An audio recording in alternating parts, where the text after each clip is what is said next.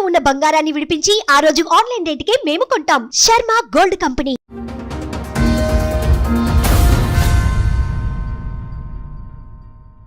ఒక అమ్మాయితో ఉన్నాడని చెప్పి హైదరాబాద్ లో అని చెప్పి తెలిసింది.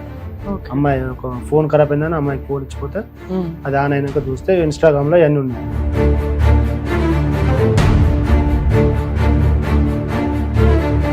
చేసుకునేది ఏదో ఆవిడనే చేసుకోవచ్చుగా. ఈ పిల్ల గొంతు కోయడం ఇద్దరు పిల్లలు వాళ్ళిద్దరికి ఇద్దరు పిల్లలే. వీళ్ళిద్దరికైనా ఆవిడకి వేరే మ్యారేజ్ ఫస్ట్ మ్యారేజ్ అయింది. ఆవిడకి ఇద్దరు పిల్లలు. ఈవిడ ఆంటీ ఈయన తగులుకున్నారు.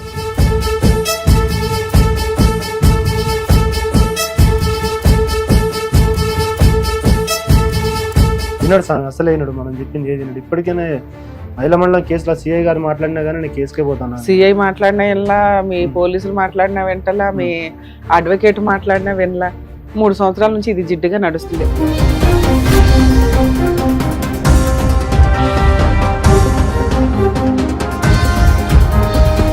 వస్తే ఓ మూల ఉండమానండి అంటే అలా ఉండదుగా.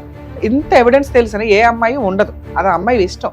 ఓ 10 ఏళ్ళు కాపురం చేసేసిన వాళ్ళు పాపం అప్పటికి నరకం పడుతూ సర్దుకుంటూ ఉంటారు. చిన్నపిల్లని సర్దుకోమని మనం ఎట్లా చెప్పగలం?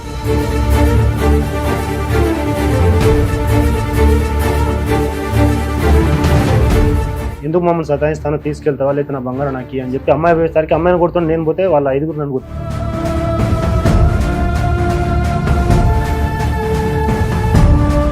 హైదరాబాద్ లో ఉండి ఆవిడతో తిరుగుతాడా? తిరుగుతాడు. ఆవిడతోనూ తిరుగుతాను, ఈవిడ తెచ్చి నా కాళ్ళ దగ్గర పడేయండి అంటున్నాడు. అంతే.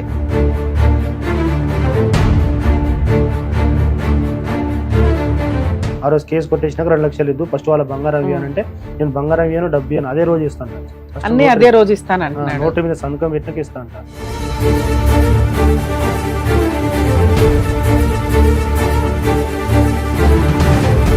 ఎంగేజ్మెంట్ అవగానే వెళ్ళి కాపురానికి కూర్చున్నావు.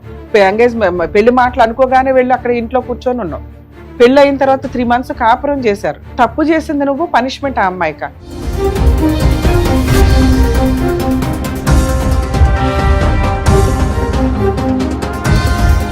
నేను ఇలాగైతేనే ఇస్తాను అన్నాడు అనుకోండి, దానికి తగ్గది మాట్లాడతాను నేను. ఓకే నమ్మవచ్చు సార్ అని ప్రొసీడ్ అవ్వాల్సి వస్తే ప్రొసీడ్ అవ్వండి. తేడా వస్తే నేను వస్తా ఆ కేసు చేయడానికి.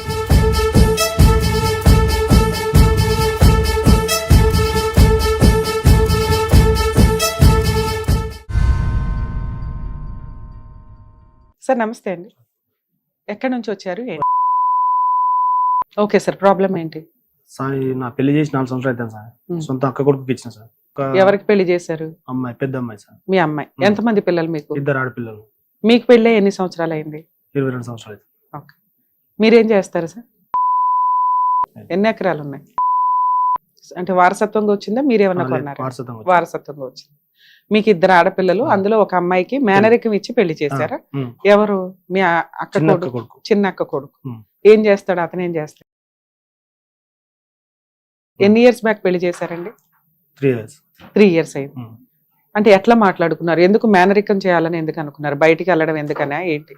నాకు 2 ఆడపిల్లలు కాబట్టి మా బావగారు ఏమన్నారంటే, అమ్మాయి వాళ్ళకి 3 కొడుకులు, చిన్న అబ్బాయిని తీసుకెళ్లి ఇల్లేరుకం ఉంచుకో, నీకు కూడా ఎవరు లేరు కదా అని చెప్పి అంటే సరే అని ఒప్పుకున్నాను. వాళ్ళకి 3 మగపిల్లల్లో ఒక పిల్లాడిని నువ్వు ఇల్లరికమే తీసుకెళ్ళరా, నీ మనోళ్ళు అందరూ ఒకే చోట ఉంటారు కదా, నీకు మగపిల్లలు లేరు కదా అంటే ఓకే మన ఇంట్లో అయితేనే కంఫర్ట్ గా ఉంటదని మీరు ఓకే అనుకున్నారు.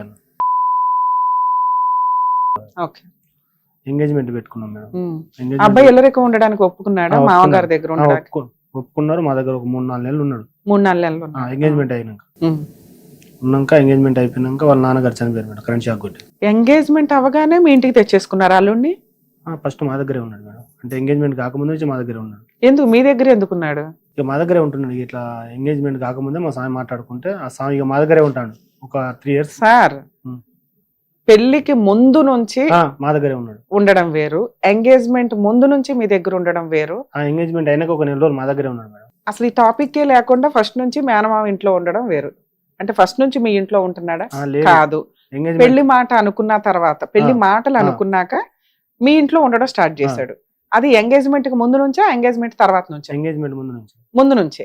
పెళ్లి మాటలు అనుకోగానే ఇంటికి వస్తుంటే అరే పెళ్లి మాటలు ఇప్పుడే అనుకున్నాము, వయసుకు వచ్చిన పిల్ల, ఇవన్నీ పద్ధతి కాదు కదా అని మీరు అనాలి కదా. ఎందుకు ఎంటర్టైన్ చేశారు ఆయన్ని?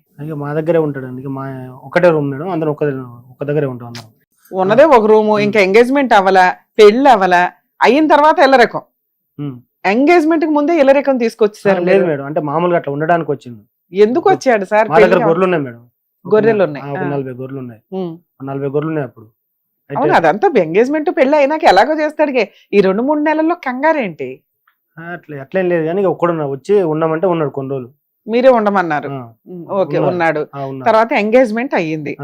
ఎంగేజ్మెంట్ అయిన తర్వాత నుంచి కూడా ఉన్నాడా? లేదు, ఎంగేజ్మెంట్ అయిపోయినాక వెళ్ళిపోయినా. అప్పుడు ముందెందుకు రావడం మీ దగ్గరికి? సాకి బండి అవసరం ఉంటే బండి కోసం వచ్చిండు. ఎన్ని రోజులు ఉన్నాడు వచ్చి? 2 నెలలు ఉన్నాడు. బండి కోసం అవసరం ఉండి 2 నెలలు ఉంటాడు ఎక్కడైనా? బండి ఓకే, మీ ఇష్టం, మీకు నచ్చింది, మీరు ఉంచుకున్నారు. తర్వాత ఏమైంది? ఎంగేజ్మెంట్ అయ్యింది, తర్వాత అయిపోయినాక దాని తర్వాత ఒక 1 వీక్ తర్వాత వాళ్ళ డాడీ చనిపోయింది, కరెంట్ షాక్ కొట్టి. చనిపోయినాక ఇక వీళ్ళు వాళ్ళు అంటే మేము కూడా ఇయ్యనన్నాం. ఎందుకు ఇవ్వనన్నారు? అంటే అంతోంది, అంటే అమ్మాయి ఎంగేజ్మెంట్ కాగానే చనిపోయిండు, అమ్మాయికి ఏదో ఉంది, అమ్మాయి మా ఇంటికి వస్తే ఇంకా వేరే ప్రాబ్లం అయితే అని చెప్పి అన్నారు. అన్నాక మేము కూడా ఇవ్వమని చెప్పి సబ్జెక్ట్ కూకున్నాం. అంటే అంత మాట అన్నాక మీకు కోపం వస్తుంది. అన్నాక వీళ్ళు బయట అక్కడ ఇక్కడ చూపించుకుంటే అమ్మాయి వల్ల ఏం ప్రాబ్లం లేదు, వాళ్ళ ఇంట్లో ఏదో ఉండడం వల్ల కరెంట్ షాక్ కొట్టి చనిపోయారు, అట్టేం లేదు తీసుకోపోతానంటే ఇక అందరు 4-5 తీసుకొని వచ్చింది మళ్ళీ మా దగ్గరికి. బతలు అడ్డాకి తీసుకొని వస్తే అప్పటికి కూడా ఇయ్యాను, అమ్మాయికి ఏజ్ రాలేదు, ఇప్పుడే ఇయ్యాను, చదివించుకున్నాను. ఇప్పుడు ఎంగేజ్మెంట్ మాట అనుకున్న తర్వాత అల్లుడు వచ్చి 2 నెలలు మీ ఇంట్లో ఉన్నాడు, మీ మేనల్లుడు కాబోయే అల్లుడు. ఎంగేజ్మెంట్ అయిన తర్వాత వాళ్ళ 1 వీక్ వాళ్ళ నాన్నగారు చనిపోవటం వల్ల వెంటనే అబ్బాయికి ఏదో అనిపించింది, వాళ్ళ ఇంట్లో వాళ్ళకి ఏదో అనిపించింది, కోడలు అడుగే పెట్టలేదు, అప్పుడే ఇట్లా అయిపోయింది అని అంత మాట వచ్చిన తర్వాత వాళ్ళు వచ్చి బతలాడితే మాత్రం ఎందుకు యాక్సెప్ట్ చేశారు మీరు? అంటే మీ బావగారు మాట తీసుకున్నాం కదా, ఇల్లుకి పంపిస్తాను, మీ బావకు పుట్టినప్పటి నుంచి అనుకున్నాం కదా, మళ్ళీ మాట తప్పితే ఎట్టుంటని చెప్పి వచ్చిన వాళ్ళందరూ అంటా ఉంటే సరేనా ఒప్పుకున్నారు. ఆయన బతికిన రోజులు 2 అన్నదమ్ములు లేకున్నా సార్, బావ లెక్క లేకుండా ఉన్నాం. ఆ మాట మీదకి ఇచ్చినాం. ఇచ్చినాక ఒక 2 నెలలు ఉన్నారు మంచిగా. 2 నెలల తర్వాత పెళ్ళైనాక 2-3 నెలలు కూడా మీ ఇంట్లో ఉన్నాడు? లేదు, బయటకు వచ్చేసారు ఆల్రెడీ. వీళ్ళు అత్తగారింటి కాడే ఉన్నారు పెళ్లి అయిపోయినాక. అక్కడ అమ్మాయిని 2 నెలలు బాగా చూసుకున్నాడు అంటున్నారు. తర్వాత ఏమైంది? తర్వాత ఒక అమ్మాయితో ఉన్నాడని చెప్పి అమ్మాయి అని చెప్పి తెలిసింది మేడం. అమ్మాయి ఒక ఫోన్ ఖరాబ్ అయిందని అమ్మాయికి ఫోన్ ఇచ్చిపోతే అది ఆన్ అయినాక చూస్తే ఇన్స్టాగ్రామ్ లో అన్ని ఉన్నాయంట. ఇన్స్టాగ్రామ్ ఉన్నాయని చెప్పి అమ్మాయి అడగగానే అమ్మాయిని కొట్టింది. ఇదంతా 3 years బ్యాక్ స్టోరీ. పెళ్ళైన 2-3 నెలలకి. 2-3 నెలలు అయితే ఇక దాని తర్వాత మేము అక్కడ ఉంటే ఏమైనా చేస్తారమ్మా వచ్చానంటే వచ్చేసింది. వచ్చినాక ఒక 2-3 నెలలు తర్వాత ఫోన్ చేసి పిలిపించినాము. పిలిపించి ఇట్లా చేయడం కరెక్ట్ కాదు, మరి ఏదైనా ఉంటే మాట్లాడుకుందాం, మీరు అక్కడ వెళ్ళకుండా ఇక్కడే లోకల్లోనే ఉండండి, ఏదైనా ఉంటే మేము చూసుకుంటాం. అంటే ఆ ఫొటోస్ లో వీడియోస్ లో ఏమైనా ఉన్నాయి? అంటే ఒక అమ్మాయితో అక్రమ సంబంధాలు అంటే ఫోటోలు, బెడ్రూమ్ లో ఫోటోలు బయట అవన్నీ ఉన్నాయా మీ దగ్గర? ఇప్పుడు ఉన్నాయా అవి? అడిగితే ఏమంటాడు? మీకు ఫస్ట్ నుంచే తెలుసు అట్లా ఉంటానండి, నాకు అట్లా తెలిసే మీకు ఇచ్చిరు. ఇంతకు ఆ అమ్మాయి ఎవరు? అదే ఎవరు అంటే ఏం పని చేస్తుంది, దీనికి ఎట్లా పరిచయం? కస్టమర్ గా ఎక్కిందా, ఈ జాబా? ఈవిడెవరు, ఎక్కడి నుంచి పరిచయం అనే దానికి ఒక క్లారిటీ ఉండాలి. అలా చేసుకునేది ఏదో ఆవిడనే చేసుకోవచ్చుగా. ఈ పిల్ల గొంతు కోయడం వాళ్ళిద్దరికి 2 పిల్లలే? వీళ్ళిద్దరికైనా ఆవిడకి వేరే మ్యారేజ్? ఫస్ట్ మ్యారేజ్ అయింది, ఆవిడకి 2 పిల్లలు. ఈవిడ ఆంటీ, ఈయన తగులుకున్నది. ఏ ఫొటోస్ ఉన్నాయో ఒకసారి చూపించండి. ఏంటి ఈ కుర్రాడు ఈ అమ్మాయి? సరే సరే, ఇది తెలిసింది. తెలిసినాక అయినా కూడా పిల్ల జీవితం ఎందుకు నాశనం చేయటం అని మీరు సర్దుకోవడానికే ట్రై చేశారా? అబ్బాయి ఏమంటున్నాడు? మీకు తెలిసే నాకు ఇచ్చి పెళ్లి చేశారు, తెలిసే నాకు ఇట్లా ఇచ్చేసారు, నేను ఇట్నే ఉంటాను, నేను ఆవిడతోనూ ఉంటాను, ఈవిడతోనూ ఉంటాను, హైదరాబాద్ లో ఉంటాను, నేను ఊరికి రాను, నేను ఎక్కడుంటే అక్కడ రావాలి. హైదరాబాద్ లో ఉండి ఆవిడతో తిరుగుతాడా? తిరగడా? తిరుగుతాడు. ఆవిడతోనూ తిరుగుతాను, ఈవిడ తెచ్చి నా కాళ్ళ దగ్గర పడేయండి అంటున్నాడు అంతే. దాని తర్వాత మేము మా ఊరు స్టేషన్ లో పిలిపించాం. ఎందుకంటే మామూలుగా ఎక్కడ అంటే మామూలు కంప్లైంట్ అంటే మామూలు తీసుకెళ్ళలేదు, పిలిపండి సార్ అని చెప్పి పిలిపించినాం. పిలిపిస్తే పెద్ద మనుషులు అందరూ వీళ్ళందరూ వచ్చారు, కూర్చున్నారు. కూర్చున్నాక మామూలుగా ఏం చేశానంటే ఒట్టి కూర్చుంటే బాగుండదు, కొన్ని డిపాజిట్ పెట్టుకుందాం మనిషికి ₹1,00,000 అని చెప్పి అన్నా మేడం. అంటే 4-5 సార్లు ఇట్లా మామూలుగా రోజులు అయింది. ఇట్లా నేను పోయి 4-5 సార్లు సమాధానం చెప్పి ఇంటికాడ దోలు వచ్చిన అమ్మాయిని ఊకెట్టే చేస్తుంటే కొద్దిగా భయం కోసం ₹1,00,000 పెట్టిన అన్న. అయితే ఏమంటుంటే ఆలోచి నేను ₹1,00,000 పెట్టి నాకు తినికి నూకలు లేదు, పెట్టుకుంటే కేసు పెట్టుకోండి అని చెప్పి స్టేషన్లోకి వెళ్ళిపోయాడు. వచ్చిన పెద్ద మనుషులు ఎంత బతలు అన్నా కానీ ఆగలే, పెట్టుకుంటే కేసు పెట్టుకోండి లేకపోతే ఏమన్నా చేసుకోండి అని అంటే మేము భయం కోసం కేసు పెట్టండి సార్ అని చెప్పి మేము చెప్పి బయటకు వచ్చేసినాం. ఆ రోజు కాకుండా 3 రోజుల తర్వాత మళ్ళీ పిలిపించి మరి మీ అబ్బాయిని మీ అల్లుని ఎంత బతలు అన్నా కానీ కేసే పెట్టుకోమంటాను, అమ్మాయిని తీసుకోపోడట, మీరు ఏం చేస్తారంటే మరి అట్లా అన్నాక మీరు ఏమన్నా చెప్తే చేయండి సార్ అంటే కేసు పెడితే మార్చుతారబ్బా అని అంటే సరే అని పెట్టు సార్ అన్నాను. అది అయిపోయినాక దాని తర్వాత సఖీబాబు సెంటర్కి వెళ్ళాను మళ్ళీ 2 నెలల తర్వాత. అక్కడ పోతే అక్కడ పిఎస్లో కేసు అయింది కాబట్టి మళ్ళీ మేము ఏం చేయలేము సార్ అని చెప్పారు. ఓకే. అక్కడ నుంచి మళ్ళీ పిలిపించారు. సరే మరి మీ అక్క ఏమంటుంది? అక్క తీసుకెళ్తా అంటుంది, ఈయన అసలు ఆయన తీసుకెళ్ళట్లేదు. సరేలేరా పిల్లోడికి చెప్దాం ఏదో ఒకటి కొన్ని రోజులు నా దగ్గర ఉంచు అని అంటుందా? లేదు అట్లా ఎట్లానే తీసుకెళ్దాం, ఆడి దగ్గర దింపితే మారతాడు, మార్చుకుందాం ఇట్లా చెప్తుంది ఏమన్నా? అట్లా కూడా అనట్లేదు మేడం, భయం లేదు, నేనేం చేయగలను, ఆయన తీసుకోబెట్టైనా తీసుకోబోతుంది. ఇంకా ఇద్దరు అన్నలు ఉన్నారు కదా, వాళ్ళు ఏం చెప్పట్లేదా? ఎవరి మాట వినిపించుకుంటున్నాడు. మా పెద్దన్న ఆయనకి సపోర్ట్ చేస్తుండు, చిన్న కూడా ఆయనకు సపోర్ట్ చేస్తుంది. ఎందుకు అన్నలు ఎందుకు అతనికి సపోర్ట్ చేస్తున్నారు? మీరంటే ఇష్టం లేదా వాళ్ళకి? వాళ్ళందరూ ఇష్టం, నేను ఇష్టం ఉండే వాళ్ళందరూ కొన్ని డబ్బులు పెట్టుబడిలో పెట్టి అమ్మాయి పెళ్లి చేయించారు మేడం. మరి అందరూ ఓకే కదా, మరి ఆ పిల్ల గొంతుకు వస్తుంటే వాళ్ళందరూ ఎందుకు సపోర్ట్ చేస్తున్నారు అబ్బాయికి? వినట్లేదంటే, ఈయన మాట వినట్లేదంటే, ఎవరి మాట అయినా వినట్లేదంటే, నేను ఇట్నే ఉంటా అని అంటుంది. ఇప్పుడు ఎంత పెళ్లిలో 3 సంవత్సరాలు 4 సంవత్సరాల క్రితం పెళ్లి చేశారు, 3 నెలల స్టోరీ ఇదంతా. మరి ఈ 3 years నుంచి ఏం జరిగింది? అన్ని ఇట్లా తిరుగుతున్నా మేడం, పిలిపిస్తున్నా రావట్లేదు, ఏదైనా ఉంటే నేను కోర్టులో చూసుకుంటా, కోర్టులో విడాకులో పెట్టుకుంటా, అమ్మాయిని తీసుకెళ్ళాను. మీరు 3 సంవత్సరాల నుంచి అమ్మాయిని మీ ఇంట్లోనే పెట్టుకొని ఉన్నారా? అన్నిట్లో తిరుగుతున్నా. ఏమేం కేసులు ఫైల్ చేశారు? ఒకటే సార్ మేడం, అది పోలీస్ స్టేషన్ కేసు ఒకటే వేశారు.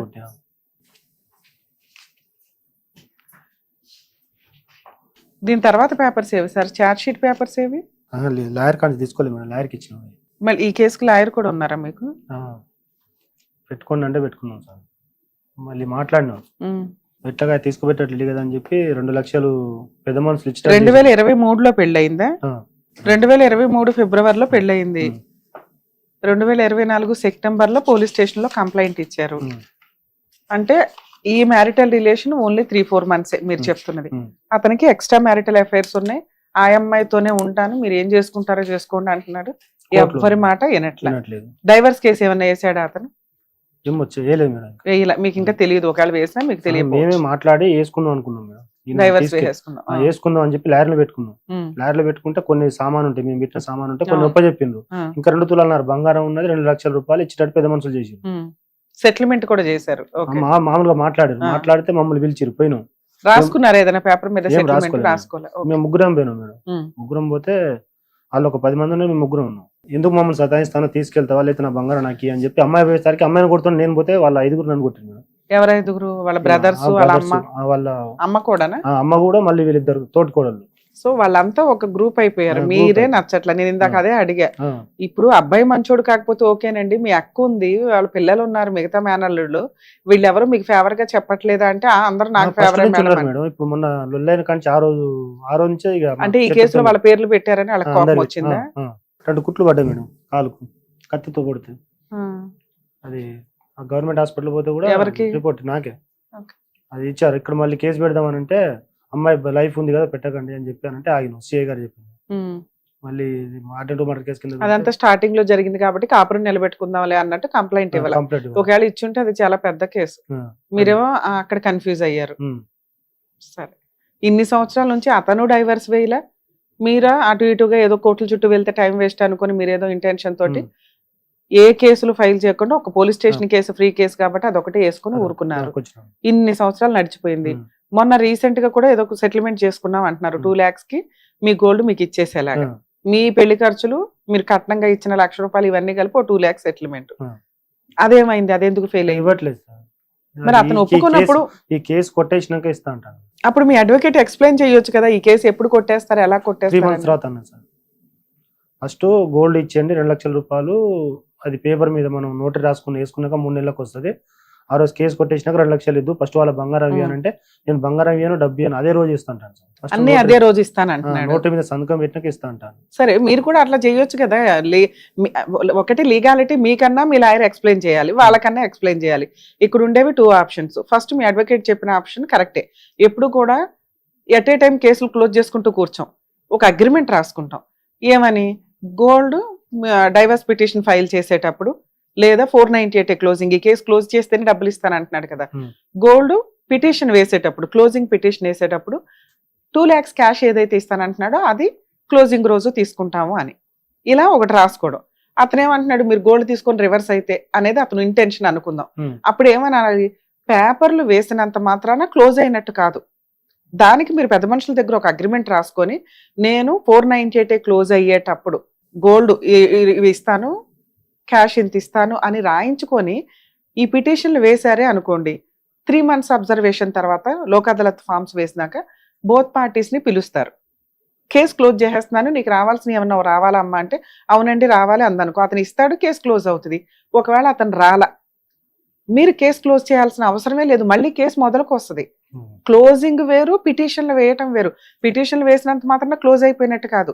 నెక్స్ట్ మీరు ఇట్లా ఒక లెటర్ రాసుకున్న తర్వాత అతను పిటిషన్, మీరు నమ్మి అతన్ని నమ్మి పిటిషన్లు వేశారు, ఎందుకంటే పెద్ద మనుషులు కూడా కింద సంతకాలు పెడతారు కదా విట్నెస్ల కింద. ఆ పిటిషన్ వేసినాక 3 months అప్పుడు క్లోజింగ్ రోజు అతను రాకపోతే కేసు అంతా మీకు ఫేవర్గా ఉంటుంది.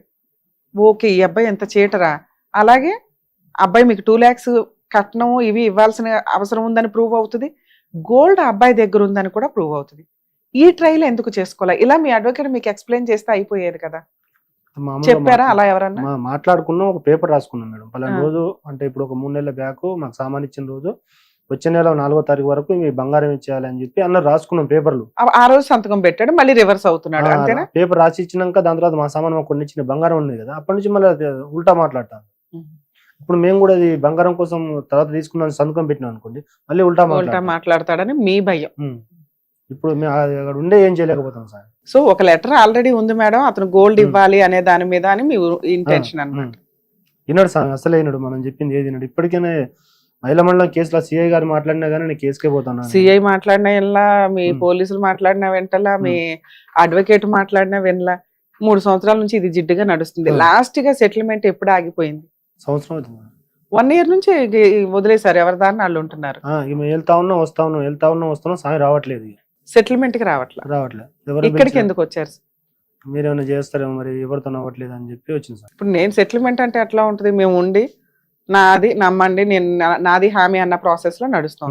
ఒకటి వాళ్ళు మిమ్మల్ని నమ్మాలి, లేదా మనమే వాళ్ళని నమ్ముతూ లాని ప్రొటెక్టివ్ గా ఉంచుకోవాలి. మిమ్మల్ని నమ్ముతా సార్. మీరు నమ్ముతారు సార్, అతనితో నేను మాట్లాడాలి కదా. అదే ఇలా ప్రొటెక్టివ్ గా ఉంచుకున్నప్పుడు ఇన్ కేస్ అతను క్లోజింగ్ కి రాలేదే అనుకోండి, మనకి ఇక్కడ ఏం ఫరక్ పడదు, ఆటోమేటిక్ గా వెనక్కి వస్తుంది, కేసు కంటిన్యూ అవుతాం. ఒక్కసారి అలా మా వాల్యుబుల్ టైం చీట్ చేసిన తర్వాత మేము ఊరుకోంగా మిగతా కేసులు వేసుకోవాల్సి మీరు వెయ్యాల. మీరేమనుకుంటున్నారంటే కోర్టుల చుట్టూ తిరిగితే టైం వేస్ట్, పిల్లకి ఇంకో పెళ్లి చేయాలా, ఎందుకు వచ్చిన గోలా అనుకుని ఏదో సెటిల్మెంట్ ట్రై చేస్తున్నారు. ట్రై చేయడమే 3 years పట్టేస్తుంది. ఇప్పటికీ మీకు ఒక క్లారిటీ రాలే, స్టిల్ అలాగే ఉంది. అదే మీరు ఇంకొక కేసు వేసినట్టుంటే ఈ సెటిల్మెంట్ కి అది సపోర్ట్ అయ్యేది కదా. మాకెవరు చెప్పలేదు సార్. ఎందుకు చెప్పకుండా ఉంటారు సార్? ఏ సుమన్ టీవీలో ఏ లీగల్ పాయింట్లు చూస్తున్నా అర్థమైపోతుంది కదండి. దీంట్లో ఇప్పుడు మొన్న చూసే నేను చేస్తున్నా సార్, నాకెవరు సార్. అమ్మాయి కదా, ఇంకో అమ్మాయి ఉంది, మళ్ళీ అమ్మాయి కూడా పెళ్లికి వచ్చింది. సార్ ఇక్కడ పెద్ద అమ్మాయికి అన్యాయం జరిగింది, కోర్టులకు వెళ్తే చిన్న అమ్మాయికి పెళ్లి జరగదేమో అనేది తప్పు. ఈ పిల్ల కష్టం ఈ పిల్లది, ఆ అమ్మాయికి వచ్చే సంబంధాలు అమ్మాయివి. ఈ రోజుల్లో మంచి ఆడపిల్లలు దొరక్క మగపిల్లలు సఫర్ అవుతున్నారు. అలాంటిది మీ పిల్లల క్యారెక్టర్ తోటి కరెక్ట్ గా ఉంటే కళ్ళకు అద్దుకొని చేసుకుంటారు. ఫస్ట్ వాళ్ళు ఇట్లా, సెకండ్ వాళ్ళు ఇట్లా అనే ఉండదు. నెక్స్ట్ మీ కేసు వింటుంటే కూడా అర్థమవుతుంది, మీరేమి పీకు తినాలని అనుకోవట్లే, మాకు ఇచ్చారే భయం, మేము మా పని మేము చేసుకుంటాం అనే దాని మీదే ఇక్కడ నడుస్తుంది. 2, మీ దగ్గర అతను తప్పు చేశాడు అనడానికి ఎవిడెన్స్లు ఉన్నాయి. ఊరికే ఆ పిల్లని తీసుకొని వెనక్కి వచ్చేసి కాపురం నాశనం చేయాలని మీరేమీ చూడట్లేదు. సో కాబట్టి మీరు అస్సలు టెన్షన్ పడకండి సార్, చెప్తాను నేను. చూసారు కదా, బయట సంబంధాలు మాక్సిమం అటు 7 తరాలు ఇటు 7 తరాలు చూసి పెళ్లిళ్ళు చేసుకోండి అంటారు. ఎందుకంటే దానివల్ల వాళ్ళ అలవాట్లు, ఆరోగ్య సమస్యలు, ఏమన్నా పిచ్చి పనులు కానీ ఏమన్నా ఉన్నా ముందుగా అంత ఇన్ఫర్మేషన్ తెలుస్తుంది అనే ఉద్దేశంతో కొన్ని రకాల జబ్బులు కూడా వారసత్వంగా వస్తూ ఉంటాయి.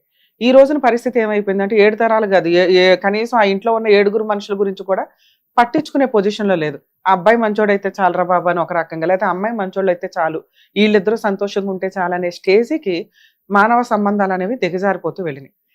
ఇందులో గుడ్లో మెల్ల మాట్లాడుకునేది ఇలా మేనరికాలు కానీ ఇట్లా చేసుకుంటున్నప్పుడు సైంటిఫిక్ గా కొంత సపోర్ట్ చేయకపోయినప్పటికీ కొంచెం వీళ్ళ విషయాలకు మనం మాట్లాడితే బయట వాళ్ళని ఎందుకు, మన వాళ్ళే మన ఇంట్లో ఉంటారు ఆడపిల్ల, అలాగే అల్లుడిని ఇల్లరికం తీసుకెళ్ళమని చెప్పి బావగారు ఆఫర్ ఇవ్వడం, ఇవన్నీ కొంత మన ఇంట్లో ఉంటారన్న ఒక్క ఇంటెన్షన్ తోటి పెళ్లిళ్ళు చేయడం అనేది జరిగింది. సొంత మనుషులే అన్యాయం చేస్తే ఈయనకి ఏదైనా కష్టం వస్తే ఆ అక్క మేనల్లుళ్ళు పక్కన ఉండాల్సింది. ఆ కుటుంబం నుంచే ఒక అన్యాయం రావడం వల్ల ఈయనకి వెనకాల బ్యాక్గ్రౌండే లేకుండా అయింది. ఏ కుటుంబం అయితే అతను నమ్మాడో ఆ కుటుంబం వెన్నుపోటు పొడిచినట్టే లెక్క. ఇందులో ఇంకొక భయం లీగాలిటీ. ఫ్యామిలీ మ్యాటర్స్ ఈ రోజున కోర్టుని దద్దరిల్లేలాగా చేస్తున్నాయి. అన్ని కేసులు పడుతున్నప్పుడు దీనికి ఆల్టర్నేట్ ఏంటి అని ఆలోచించాల్సిన పరిస్థితి న్యాయ కోవిధులకి, లీగల్ డిపార్ట్మెంట్కి, జడ్జెస్కి, సుప్రీంకోర్టు జడ్జెస్కి, లా మినిస్టర్స్కి ఒక సవాల్గా అవుతుందని నేను అనుకుంటున్నా. ఎందుకంటే ప్రతి ఒక్కళ్ళు అమ్మాయి వాళ్ళు మాట్లాడితే అమ్మాయి వాళ్ళు మేము సఫర్ అయిపోయాం అంటారు, అబ్బాయి వాళ్ళు మాట్లాడితే అబ్బాయి వాళ్ళు మేము కుటుంబం సఫర్ అవుతున్నామని. ఫ్యామిలీ మ్యాటర్స్లో ఎవరి దృష్టిలో వాళ్ళే సఫర్ అవుతున్నట్టు లెక్క. బ్యాలెన్స్డ్గా బిహేవ్ చేయాల్సిన పరిస్థితి. అలాంటిది కొన్ని సంఘటనల వల్ల కానీ కొన్ని ఇన్సిడెంట్లు ఏవైతే రిపీటెడ్గా సంవత్సరాల తరబడి జరిగినాయో లేడీస్కి ఇంకొంచెం ఫేవరబుల్గా చట్టాలు రావటం వల్ల కేసులు వేసేస్తూ వస్తున్నారు. ఆ కేసులు వేయటం వల్ల న్యాయం చేయడం కష్టం అయిపోతుంది. అంటే కాల్ వర్కే మోర్ దెన్ 100 కేసెస్ కాల్ వర్క్లో నడుస్తున్నాయంటే హాఫ్ డే కేసులు పిలవడానికే సరిపోతున్నట్టు లెక్క. సో ఫ్యామిలీ మ్యాటర్స్ ఫైల్ చేసేటప్పుడు కొంచెం ఆలోచించుకోండి, హానెస్టీ కేసులే ఫైల్ చేయండి. నిజంగా ఫైల్ చేయాల్సి వచ్చిన చోట ఇట్లాంటి వాళ్ళు ఫైలింగే చెయ్యట్ల. ఏమంటే కోర్టులకు వెళ్తే టైం పడుతుంది కాబట్టి పెద్ద మనుషుల్ని వీళ్ళని పట్టుకొని ఏదో ట్రై చేస్తున్నారు. పైగా ఈయన కొంత ఉన్నంతలో మెచ్చుకోవాలండి, పోలీస్ స్టేషన్లో కొంచెం మ్యాక్సిమం ట్రై చేసినట్టే లెక్క. ఏం చేసుకుంటారో చేసుకోండి అనే స్టేజ్కి ఈ రోజున రెడ్ హ్యాండెడ్గా ఇంత ఎవిడెన్స్తో తప్పు చేసిన మేనల్లుడు మాట్లాడుతున్నాడంటే ఏం మాట్లాడాలా? ఈవిడ ఎవరికో పెళ్ళయ్యి 2 పిల్లలు ఉన్నారట, ఈవిడ్ని నేను వదలను అనే స్టేజ్లో అతను సొంత మేనకోడు పెళ్లి చేసుకున్న మేనమామ కూతుర్ని మరదల్ని 3 months కాపురంలో వదిలేసి ఏం చేసుకుంటావో చేసుకో అనే స్టేజ్లో ఉన్నాడు. వీళ్ళ తప్పు ఏమన్నా ఉందా అంటే వీళ్ళు ఏమైనా కొట్టారా, గసిరారా, తిట్టారా? ఏమీ లేవు. ఇలాంటి పొజిషన్లో లా ఏం చేయగలదు? లీగల్గా ఇట్లాంటి వాళ్ళు సఫరర్స్ కింద లెక్క, విక్టిమ్స్ కింద లెక్క. ఇలాంటి వాళ్ళు డొమెస్టిక్ వైలెన్స్లు మెయింటెనెన్స్లు వేస్తే ఆ కోర్టుల చుట్టూ తిరగలేకన్నా అతనికి బుద్ధి వచ్చేది. పాపం ఆయన ఏం చేస్తున్నాడంటే అక్కడ ఉన్నది మన కుటుంబమే కదా అని ఉన్నంతలో సెటిల్మెంట్లు చేయడానికి చూస్తే ఈ మాత్రం బేసిక్ ఎక్స్పెన్సెస్ మీకు అది కష్టం అయ్యి ఉండొచ్చు. కానీ ఒక ఆడపిల్ల జీవితం, ఎంగేజ్మెంట్ అవగానే వెళ్ళి కాపురానికి కూర్చున్నావు, పెళ్లి మాటలు అనుకోగానే వెళ్ళి అక్కడ ఇంట్లో కూర్చొని ఉన్నావు, పెళ్ళి అయిన తర్వాత 3 months కాపురం చేశారు, తప్పు చేసింది నువ్వు, పనిష్మెంట్ ఆ అమ్మాయిక. ఇవి చాలా దారుణం. ఇలాంటి వాళ్ళు కొంచెం లీగాలిటీని వాడుకుంటే బెటర్ అనేది నా ఉద్దేశం. సార్ మీరు తెలియనితనం అని నేను అనుకోవట్లేదు, ఎందుకంటే మీరు మంచి పనులు చేసుకుంటూ వెళ్ళారు ఉన్నంతలో. రెండో విషయం ఇందాక నేను ఎక్స్ప్లెయిన్ చేశాను, మీ పెద్ద అమ్మాయి కాపురం యొక్క ఎఫెక్ట్ రెండో అమ్మాయి మీద పడదు. అలా అనుకునే కొంతమంది గొంతు కోసేసుకుంటూ ఉంటారు. అంటే అమ్మో లీగల్గా వెళ్ళటం ఎందుకు? తప్పు చేసిన వ్యక్తికి పనిష్మెంట్ పడాల్సిన టైంలో పడకపోతే విచ్చలవిడిగా ఆడపిల్లలు మోసం చేసుకుంటూ వెళ్తున్నట్టే లెక్క. నిన్న మొన్నటి దాకా మిగతా మేనల్లుడు మీకు ఫేవర్గా ఉండి ఏ అక్క అయితే పెళ్లి చేసి అరే బాగా చివరి కోరికరా అన్న ఆవిడ కనీసం వాళ్ళిద్దరిని కాపురం చేయించాలన్న బేసిక్ సెన్స్ కూడా వాళ్ళకి లేదు. వస్తే ఓ మూల ఉండమానండి అంటే అలా ఉండదుగా. ఇంత ఎవిడెన్స్ తెలిసిన ఏ అమ్మాయి ఉండదు, అది అమ్మాయి ఇష్టం. ఓ 10 ఏళ్ళు కాపురం చేసేసిన వాళ్ళు పాపం అప్పటికి నరకం పడుతూ సర్దుకుంటూ ఉంటారు. చిన్నపిల్లని సర్దుకోమని మనం ఎట్లా చెప్పగలం? మేబీ అలా చెప్దామన్నా కూడా కనీసం అయిపోయిందిరా ఇప్పుడు రా ఇక్కడ ఉండి ఇది వర్క్ చేసుకో అంటున్నా కూడా నేను హైదరాబాద్లోనే ఉంటాను, నేను అలాగే తిరుగుతానని కరాఖండిగా చెప్తున్న వ్యక్తి ఇతను. ఇలాంటి వాడి గురించి లీగల్గా వెళ్ళి పర్ఫెక్ట్ పనిష్మెంట్లు ఇవ్వడం అనేది చాలా బెటర్. ఎందుకంటే మీరు ఒకవేళ కేసులు వేసి ఉంటే పర్ఫెక్ట్గా ఆ 2 లక్షలు ఏవైతే చెప్తున్నారో లాయర్ ఖర్చులకే అయ్యేవి. కనీసం ఆ ఇంట్లో వాళ్ళన్నా ఇంత డబ్బులు వేసుకొని కూర్చొని గోల్డ్ తందే కదా, తన గోల్డ్ తనకి ఇచ్చేసే అని చెప్పొచ్చు. ఎక్కడా వాళ్ళు తగ్గట్లా, మిమ్మల్ని తగ్గేలాగానే చేస్తున్నారు తప్ప. తగ్గినా పర్వాలేదు పీడ వదిలించుకుందామంటే, కానీ వీళ్ళు ఎంత తగ్గితే అంత అంటే అట్లా ఇంకా పాతాళంలో నొక్కేస్తున్నట్టే లెక్క. సార్ ఫస్ట్ నేను ఒకసారి ఫోన్ మాట్లాడతాను సెటిల్మెంట్కి. ఇన్ కేస్ అతను రీజనబుల్గానే ఉన్నాడు అని అనిపిస్తే ఎలా చేయాలో, ఎలా క్లోజ్ చేసుకుంటే బెటరో చెప్తా. ఒప్పుకోలేదు, అతను ఏదో తేడాగా ఉన్నాడంటే నా రిక్వెస్ట్ అనుకోండి, మీ అడ్వకేట్ తోటి డొమెస్టిక్ వైలెన్స్ కేసు ఒకటి వేయించండి. అయితే అయిన ఖర్చులు, ఎందుకంటే మీకు ఇచ్చే డబ్బులే అతనికి లాయర్ ఖర్చులు అవుతాయి. ఇంకో 2-3 సంవత్సరాలు తిరుగుతాడు. ఇప్పుడు మనకు అర్జెంట్ ఏం లేదు, పిల్ల పాపం ఆల్రెడీ బాధలోనే ఉంది, చూస్తుంటేనే చాలా. ఇట్లాంటి వాళ్ళకి కొంత పనిష్మెంట్ ఇవ్వాలి. నిజంగా సఫర్ అవుతున్న జెంట్స్ ఏమో అనవసరమైన కేసుల చుట్టూ తిరిగి సఫర్ అవుతున్నారు. ఇలా తప్పు చేసిన వాళ్ళేమో మీలాంటి వాళ్ళు దొరుకుతారు. అదేంటో నాకు అర్థం కాదు. నేను నన్ను ఏం చేయలేకపోతారని చెప్పి ధీమా ఉంది సార్. అసలు ఎందుకు ఏం చేయలేకపోతున్నారు? ఈ రోజు అన్ని ఫ్రీ సర్వీసులే. లీగల్ ప్రాసెస్ లో మా ఛానల్స్ ఏవి చూసినా కానీ మా ప్రోగ్రామ్స్ మీకు ఈజీగా అర్థమవుతాయి. లీగల్ సెల్ అథారిటీ ఒకటి ఉందనో, లోక్ అదాలత్ ఒకటి ఉందనో ఏదో ఒకటి చెప్తున్నాగా. ఓకే, లాయర్లు పెట్టుకోలేకపోతే ఇట్లా వెళ్ళొచ్చు, లేదా కొంచెం మంచి లాయర్స్ రీజనబుల్ గా తీసుకునేవాళ్ళు కొంతమంది ఉంటారు. ఏం కేసులు వేయాలో ముందు వేసేస్తే తర్వాత మళ్ళీ జడ్జిని అడగొచ్చు. పాపం మంచి లాయర్ దొరికారంటే కేసు వేశారు, కానీ బేసిక్ ఫీజులు కూడా మేము ఇవ్వలేకపోతున్నాం, గవర్నమెంట్ లాయర్ని పెట్టండి అని. అర్థమవుతుందా? ఇప్పుడు మీకు చెప్తున్నది మళ్ళీ ఆ తర్వాత అబ్బాయి అట్లా అట్లా వేశారండి అని అనాల్సిన అవసరం లేదు. మేము ఫోన్ మాట్లాడిన తర్వాత కూడా Hmm. నేను ఇలాగైతేనే ఇస్తాను అన్నాడు అనుకోండి, దానికి తగ్గది మాట్లాడతాను నేను. సరే. ఓకే నమ్మొచ్చు సార్ అని ప్రొసీడ్ అవ్వాల్సి వస్తే ప్రొసీడ్ అవ్వండి. తేడా వస్తే నేను వస్తా సరే సార్. ఆ కేసు చేయడానికి. ఆ. ఒకవేళ నేను సెటిల్మెంట్ చేసుకుని ఏం చేసుకుంటారో చేసుకోండి అంటే మీ అడ్వకేట్ ద్వారా డొమెస్టిక్ వైలెన్స్ కేసు ఫైల్ చేయించండి.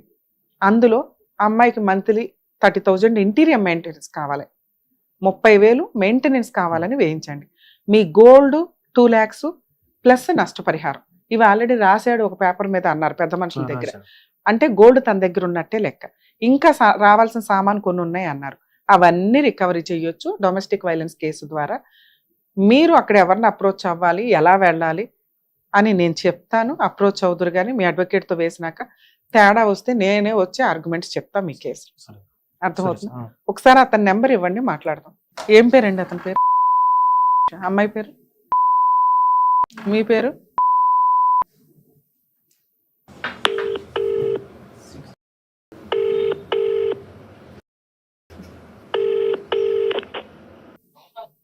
Hello. This call is now Hello? being recorded. బా వెరీ గుడ్ నాన్న. కాల్ రికార్డ్ మేము చేద్దాం, మీరు చేద్దరు కానీ. అడ్వకేట్ రమ్యాని మాట్లాడుతున్నానండి, సుమన్ టీవీ నుంచి. చెప్పండి మేడం. మీ మామగారు మీ వైఫ్ గారు ఇక్కడికి వచ్చారు గారు, ఏదో మ్యాటరు సెటిల్మెంట్ దాకా వెళ్ళి ఆగిపోయిందంట. ఏమైంది, ఎందుకని ఆగిపోయారు? స్వామి నేను భిక్షలో ఉన్నాను, మళ్ళీ కాల్ చేయాలి సార్. Okay thank you. మళ్ళీ చేస్తాం సార్, మీరు ఫ్రీ అయినాక ఫోన్ చేయండి ఒకసారి. ఓకే స్వామి, నేనే చేస్తాను. ఓకే అండి. ఓకే. అందరినీ కలుపుకుంటాడు. వాళ్ళ పెద్ద అన్నను, చిన్న అన్నను, వాళ్ళ మమ్మీని, వాళ్ళ ఊరు సర్పంచ్ అందరి ఫోన్ కలుపుతాడు. ఇప్పుడు అన్ని అంటే ఇప్పుడు ఈ టైంలో ఏంటి సార్ మాల? మీరు ఏం మాల అది? అంజనేయ. అంటే ఎన్ని రోజులు వేస్తారు అట్లా? ఇది 41. ఇప్పుడు అతను కూడా ఆ మాల్లోనే ఉన్నాడా? సో ఈ టైంలో అయితే అబద్ధం చెప్పాలి. అందుకే సో ఇది పర్ఫెక్ట్ టైం. ఇంకెన్ని రోజులు ఉంది మీరు ఇతను మాల గానీ? 20 ఉంది. 20 days ఉంది. 15 రోజుల్లో వెళ్ళిపోతాం. మాల అంటే ఒక మాల వేసారు అంటే కనీసం దేవుని నమ్ముతారు అని, మంచి చెడుని నమ్ముతారు అని. ఈ టైంలో నేను గట్టిగా మాట్లాడలేను.